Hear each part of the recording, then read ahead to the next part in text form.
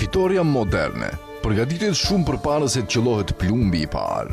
Ajo shtrohet mbi një arkitekturë të sofistikuar të konsensusit fabrikuar, ku mashtrimi politik dhe bashkëpunimi i mediave i shndrojnë agresionet e paligjshme në domosdoshmëri morale, shkruan Dr. Mustafa Feturi, gazetar dhe akademik libian.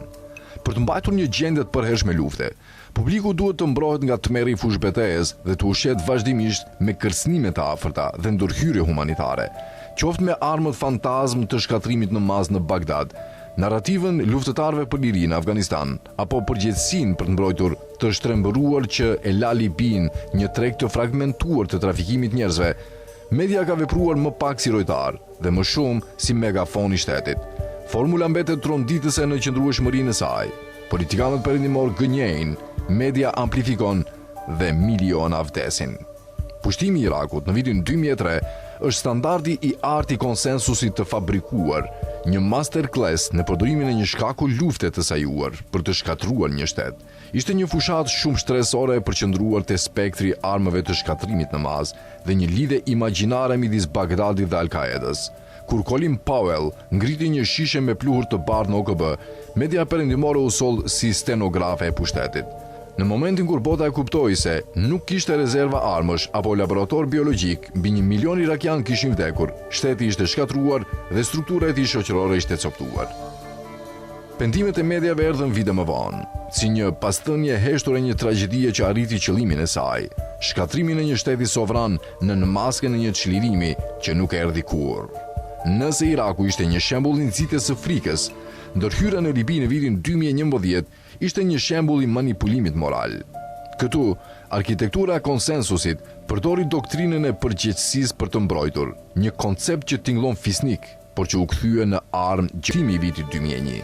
Sot, arkitektura e konsensusit fabrikuar po rikonfigurohet për projektin e saj më ambicioz, Iranin. Narrativa e luftës ndjek të njëjtin model si në Irak, por me një shtresë digjitale më të sofistikuar. Këtu, gënjeshtra nuk është vetëm për një armë, por për demonizimin total të një fuqie rajonale. Po vendoset një perde informacioni, ku publiku perëndimor mbahet në errësirë për detajet teknike të monitorimit bërthamor dhe koston njerëzore të sanksioneve. Duke paraqitur Iranin si një kërcënim irracional, publiku përgatitet ta shohë luftën jo si zgjidhje, por si domosdoshmëri. Qëllimi mbetet i njëjtë, rishkrimi i hartës gjeopolitike me gjakun e një gjenerate, duke siguruar që asnjë shtet sovran në lindjen e mesme të mos sfidojë direktivën perandorake, shkruan Feturi.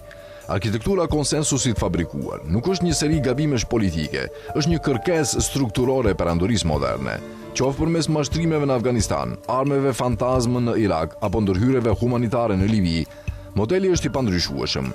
Politikanët ndërtojnë gënjeshtrën, media ndërton konsensusin dhe miliona njerëz paguajnë me jetën dhe sovranitetin e tyre. I njëjti model po përsëritet në Iran. Shtrembërimi i fakteve shihet në përdorimin e termit lufta e Iranit, kur në fakt bëhet fjalë për luftë kundër Iranit.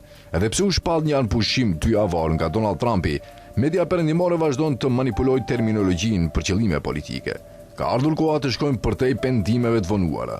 Llogarithënia e vërtet fillon me pranimin se këto luftra nuk kanë të bëjnë me liri apo demokraci, por me shkatrimin sistematik të shteteve për të ruajtur kaosin e përhershëm dhe fitimprurës. Nëse injorojmë këtë arkitekturë sot, nesër do të numërojmë viktimat, shkruan mëtej akademiku libian Mustafa Feturi.